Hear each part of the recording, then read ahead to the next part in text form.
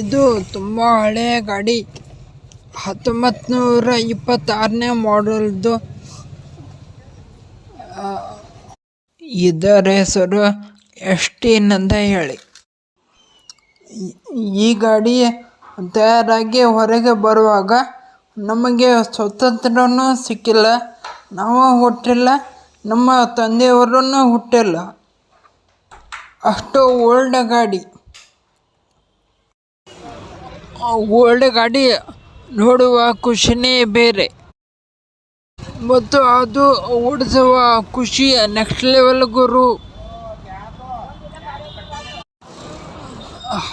ಹಳೆಯ ಗಾಡಿಯಲ್ಲಿ ಇದ್ದ ಮಜಾ ಹೊಸ ಗಾಡಿಯಲ್ಲಿ ಸಿಗೋದಿಲ್ಲ.